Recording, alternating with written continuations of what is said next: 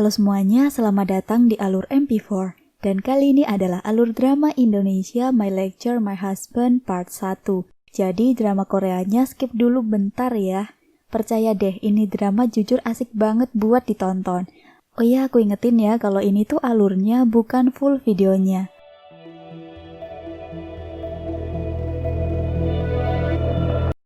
Mengisahkan seorang dosen killer bernama Arya. Setiap akhir perkuliahan, Pak Arya selalu ngasih tugas. Kali ini tugasnya suruh berkelompok. Gak ada satupun mahasiswa yang suka sama dosen yang selalu ngasih tugas ini.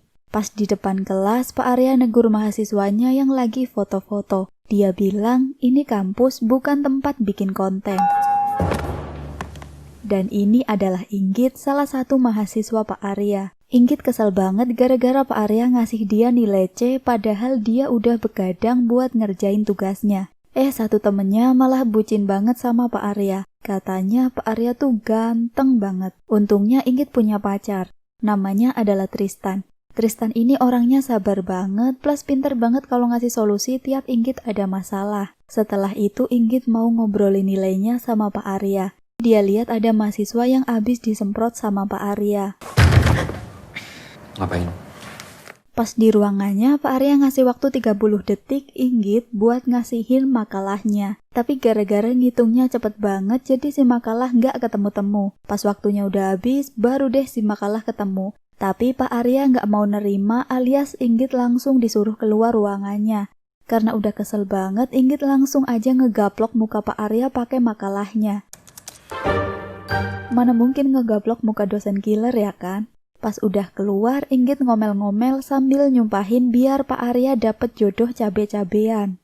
Inggit kerja part-time di sebuah coffee shop. Pak Arya jadi salah satu pelanggannya. Kayak biasanya Pak Arya tuh ngomongnya sambil ngeselin gitu. Inggit yang masih kesel terus ngeludahin minuman dosennya. Tapi itu cuma hayalan doang sih. Pas Inggit lagi ngomong, Pak Arya malah ngacir aja. Besok harinya Inggit kembali nanyain nilai makalahnya. Inggit seneng Pak Arya ngasih dia satu kesempatan lagi. Tapi ternyata suruh bikin makalah 100 lembar plus besok pagi udah suruh ngumpulin di meja Pak Arya. Untungnya teman-temannya ngebantuin dia bikin makalah sampai malam, sampai satu persatu pada pulang dan kesisa Inggit sama Tristan doang. Keesokan harinya Inggit ketiduran gara-gara nungguin Pak Arya. Dosen lain bilang Pak Arya hari ini gak ke kampus gara-gara ngisi seminar nasional. Selamat pagi Pak Arya. Pas ditelepon, Pak Arya bilang suruh naruh aja tugasnya di mejanya. Naik darahlah si Inggit.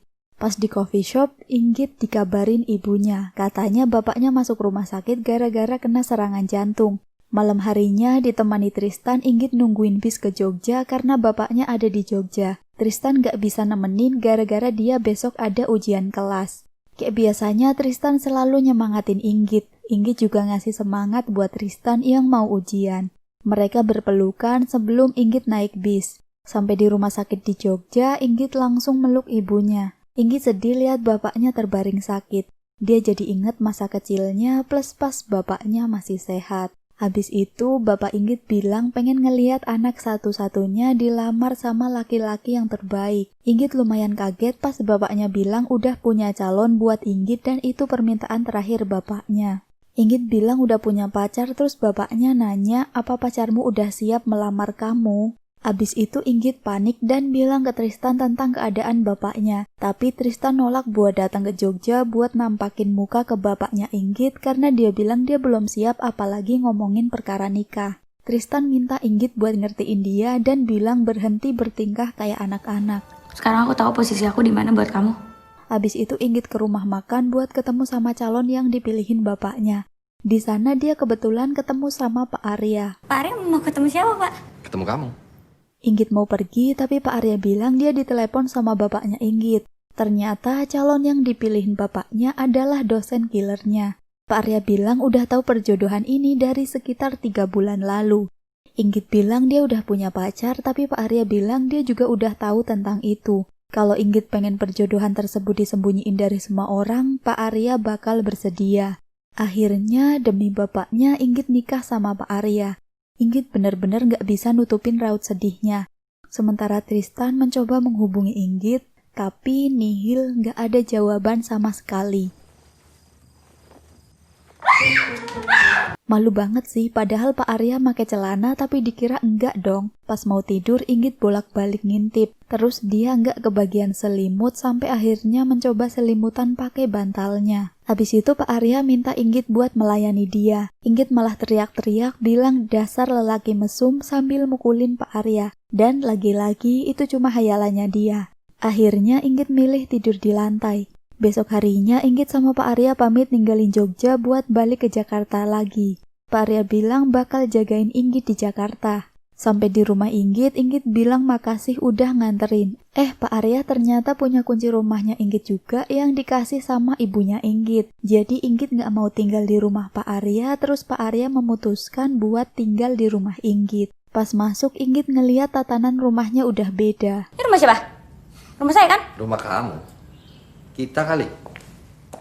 Pas di kamar, Inggit ngelepas cincin pernikahannya. Inggit udah nutup coffee shop, abis itu Tristan datang ke sana. Inggit nanggepin Tristan cuek banget. Jadi sampai sini teman-temannya nggak ada yang tahu kalau Inggit udah nikah, termasuk Tristan. Plus Inggit juga belum putus sama Tristan. Tristan nutup mata Inggit sementara dua temannya nyiapin sesuatu. Setangkai bunga mawar dan es krim nggak bikin Inggit luluh.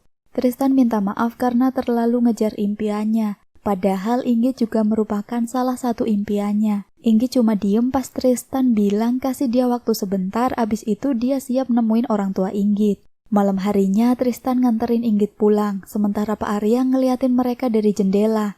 Gak kayak biasanya Inggit gak nawarin Tristan mampir dulu. Inggit diem doang pas Tristan bilang I love you, plus Inggit nolak pas Tristan mau nyium dia. Pas masuk kamar, Inggit lihat suaminya udah tidur. Dia ngambil selimut terus keluar kamar. Padahal Pak Arya cuman pura-pura tidur. Pagi hari Inggit bangun tidur di sofa. Dia ngebaca selembar kertas tertulis, "Saya yang masak, kamu yang cuci piring. Jangan terlambat sampai di kampus." Dan sepiring nasi goreng di meja. Inggit kemudian makan karena nasi gorengnya ternyata rasanya enak. Di kampus Inggit diampu sama Pak Arya dan dia lupa nggak bawa bukunya. Seperti biasanya, Pak Arya nyuruh keluar mahasiswa yang nggak bawa buku. Pak Arya nyalain lampu dan bikin Inggit kaget. Pak Arya menginterogasi Inggit karena jam 12 malam dia baru pulang. Pak Arya bilang, besok-besok kalau pulang malam telepon saya. Jangan panggil saya bapak di rumah ini. Iya, Om. Habis itu Inggit masuk kamar mandi dan tiba-tiba teriak gara-gara dia lihat kecoa. Pak Arya mau nolongin tapi dengan syarat Inggit harus manggil dia dengan sebutan Mas. Dengan terpaksa Inggit manggil Mas Arya, kemudian dia pergi mencari kamper. Ternyata Pak Arya juga sebenarnya takut sama kecoa. Keesokan harinya di coffee shop, walaupun sedang sibuk, Tristan nyamper Inggit dan ngasih makanan. Setelah itu dia ngasih bunga mawar sambil bilang, "Happy anniversary yang kedua." Inggit tetap gak antusias sama Tristan. Sekali lagi Inggit menolak dicium oleh Tristan dan gak ngebales ucapan I love you dari Tristan. Malam harinya Inggit dan Pak Arya menonton berita di TV, menyiarkan karena pandemi COVID-19, pemerintah mewajibkan pelajar dan mahasiswa belajar secara daring selama 2 minggu. Inggit membayangkan gimana tersiksanya dia stay at home berhari-hari bareng Pak Arya. Astaga. Inggit meminta maaf atas perbuatannya dan pergi ketika Pak Arya mendapatkan telepon dari sesama dosen. Ketika Pak Arya masih menelepon, Inggit membawa tasnya dan berusaha untuk kabur. Sayangnya, dia ketahuan ketika baru saja membuka pintu. Inggit kemudian menjelaskan jika dia tidak mungkin kuat di karantina bersama Pak Arya. Namun Pak Arya menasihati Inggit untuk memikirkan perasaan ibu dan bapaknya. Esok hari, Pak Arya hendak memasang foto nikahannya lebih atas lagi karena sebelumnya diturunkan sama Inggit. Inggit takut ntar kalau teman-temannya datang jadi ketahuan kalau mereka udah nikah. Jadi Pak Arya hendak memasang fotonya di kamar, tapi Inggit juga menghalanginya. Inggit nyaranin biar fotonya dipasang di kamar mandi, tapi Inggit tetap kesel pas di kamar mandi lihat foto nikahannya. Saat itu Pak Arya iseng matiin lampu kamar mandi dan bilang lagi mati lampu. Inggit yang kesel langsung ngegosok sikat giginya ke foto suaminya. Atas permintaan suaminya, siang itu Inggit masak bakwan walaupun sambil ngeberantakin bahan makanan. Dia kemudian nyuruh Pak Arya buat makan bakwan enak buatannya. Sebaliknya Pak Arya justru keselak gara-gara keasinan dan bilang kayak bakwan bohongan. Kita kan bukan suami istri beneran. Pas jadinya, bakwan bohongan buat suami bohongan. Pak Arya kemudian mengatakan Inggit tidak akan bereaksi seperti itu andaikan di depannya adalah Tristan. Inggit justru marah dan pergi meninggalkan Pak Arya. Dari lantai 2, Inggit melihat Tristan di depan rumahnya membawa balon dan bunga. Sementara Pak Arya ngelihat Tristan dari jendela lantai 1. Inggit kebingungan, Tristan terus meminta maaf dan episode 2 pun selesai. Itu dia alur My Lecture My Husband part 1. Jangan lupa subscribe alur MP4 agar tidak ketinggalan video lainnya dan terima kasih sudah menonton.